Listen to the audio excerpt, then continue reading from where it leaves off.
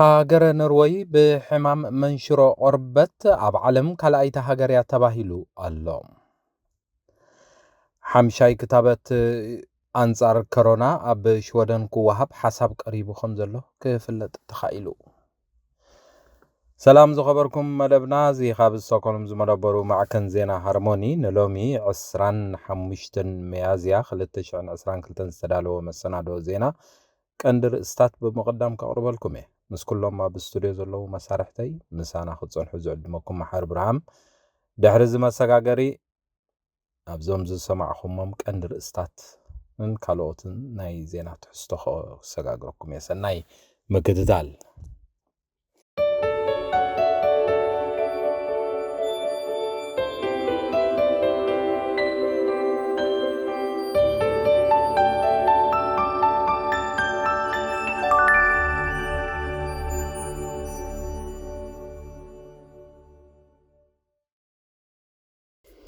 ኣብ 2020 ጥራይ 295 ኖርዌጃውያን ብሕማም መንሽሮ ቆርበት ከም ዝሞቱ ተሓቢሩ።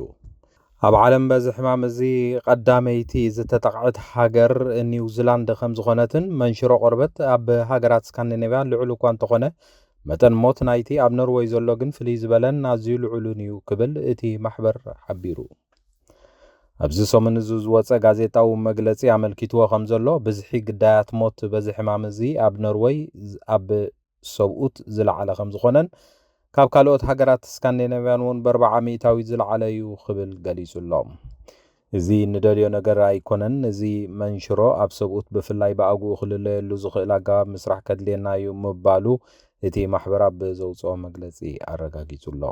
ቀንዲ ጠንቂ መንሽሮ ቆርበት ካብ ፀሓይ ዝምንጩ ጨረርታ ከም ዝኾነን ብፍላይ ከዓ ብሶላሪዮም ኣቢሉ ዝመሓላለፍ ሕማም ከም ዝኾነ ወይ እውን ዝፍጠር ናይ ቆርበት ሕማም ምዃኑ ይንገር።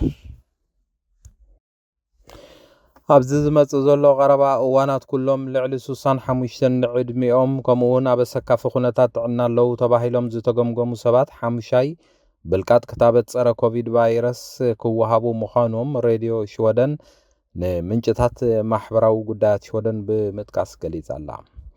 ዝለበዳ ግን ከም ዘየብቅዐ ክትብል ሚኒስተር ጥዕናን ማሕበራዊ ጉዳያትን ሽወደን ወይዘሮ ሌና ሃለንግሬን ትማሊ ሶሉስ ኣብ ዝሃበቶ ጋዜጣዊ መግለፂ ከም ዝሓበረትን እታ ሬድዮ ወሲኻ ገሊጻ ኣላ። እዚ ብልቃጥ ክታበት ካብ ባሕቲ መስከረም ኣትሒዙ ድልው ክኸውን ከም ዘለዎ እውን ክብል ኤጀንሲ ህዝባዊ ጥዕና ሽወደን ኣፍሊጡ ኣሎ። ኣብ ሽወደን ቁፅሪ ናይቶም ክንክን ጥዕና ኣእምሮ ዘድልዮም ቆልዑን መንእሰያትን ይውስኽ ምህላው ማሕበር ሰብ መዚ ውሽጥን ዞባታትን ሽወደን ኣብ ዘውፅዎ ሓድሽ ዳህሳስ አመልኪቶም።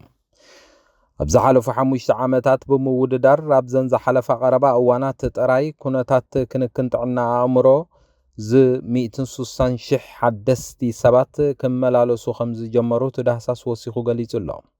ኣብዚ ሕጂ እዋን መንእሰይ ምዃን ዓብ ብድሆ ስለ ዝኾነ ኣብ ልዕሊ መንእሰያት ዝወርድ ዝተፈላለዩ ካብ ጭንቀት ስጋብ ዝለዓሉ ናይ ኣእምሮ ሕማማት ከም ዘጋጥሙን ነዚ ንምሕጋዝ ኣብ ዝተፈላለዩ ትካላት ብዞባ ደረጃን ብሃገር ደረጃን ይስራሕ ከም ዘሎ እቲ ዝወፀ ሓበሬታ ኣመልኪቱ። መበል 31 ዓመት ናጽነት ኤርትራ መዓልቲ ነጻነት ኤርትራ ውሽጥን ከምኡውን ኣብ ዝተፈላለዩ ኩርናዓት ዓለም ብዝርከቡ ስደተኛታት ኤርትራውያን ብዝተፈላለየ ኣገባባት ተዘኪሩ።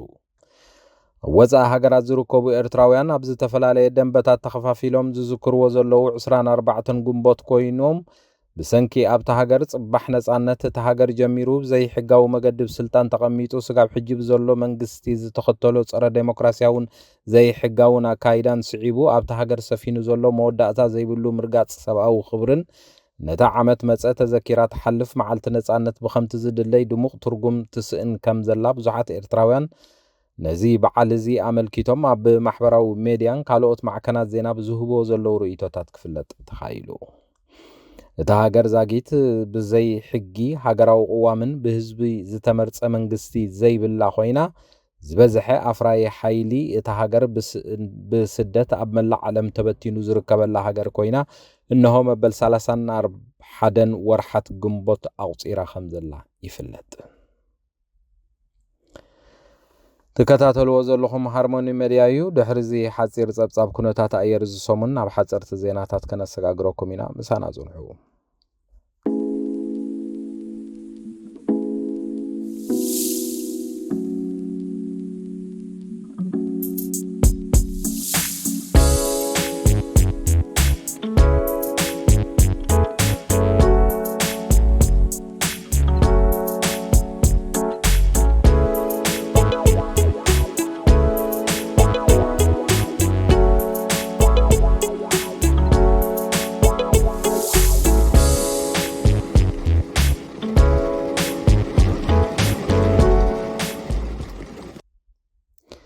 መንግስቲ ቱርኪሽ ወደን ኣባል ኔቶ ንኽትከውን ከተማልኦ ዝግባእ ዝበሎም ረቑሓታት ወግዓዊ ገይሩ ከም ዘሎ ኣብ መርበብ ሓበሬትኡ ምዝርዛሩ ጋዜጣ ኣፍተንብላደት ሓቢር ኣላ።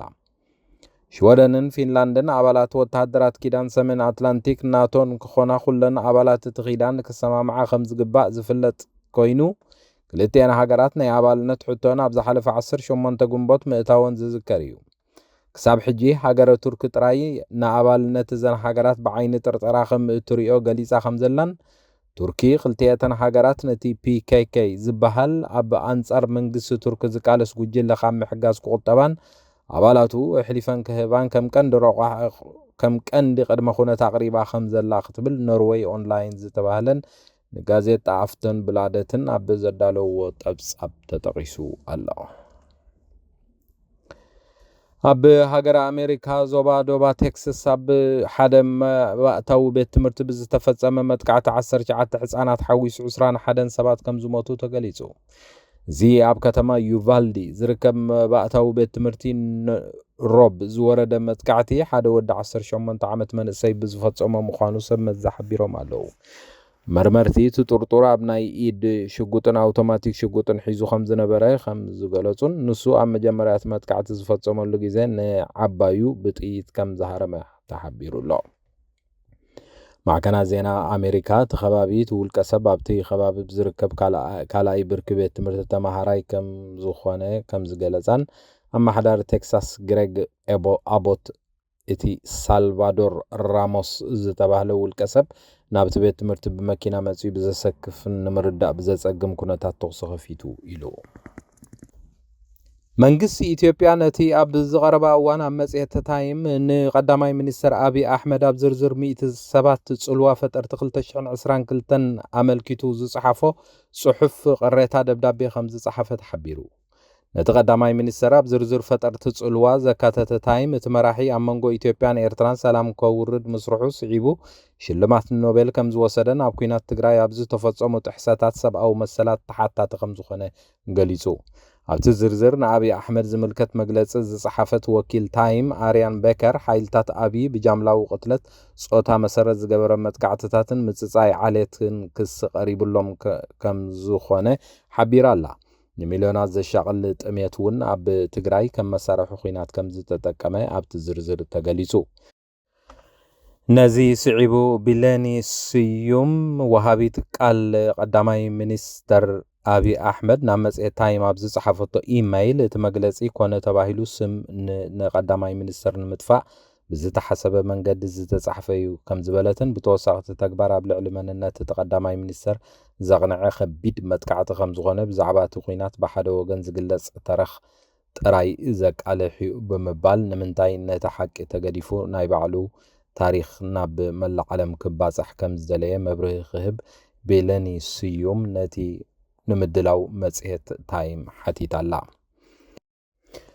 ይኹን እምበር ማዕከናት ዜና ኢትዮጵያ ዝርዝር ትሕዝቶ ናይቲ ጽሑፍ ከይረኣያ ብኣወንታዊ መልክዑ ቀዳማይ ሚኒስተር አብይ ኣሕመድ ካብ 100 ሰባት ጸለውቲ ኣብ 2022 ብምባል ፕሮፓጋንዳ ክሰርሓሉ ከም ዝቐነያ ነቲ ጽሑፍ ዝፍለጥ ኮይኑ ትሕዝቶ ናይቲ ጽሑፍ ብግቡእ ምስ ተፈለጠ ግን ካብ ማዕከናት ዜና ኢትዮጵያ እቲ ጽሑፍ ክለግስ ከም ዝተገብረን መንግስቲ ኢትዮጵያ ከዓ ቅሬታ ከም ዝጽሓፈን ክፍለጥ ተኻኢሉ ኣሎ።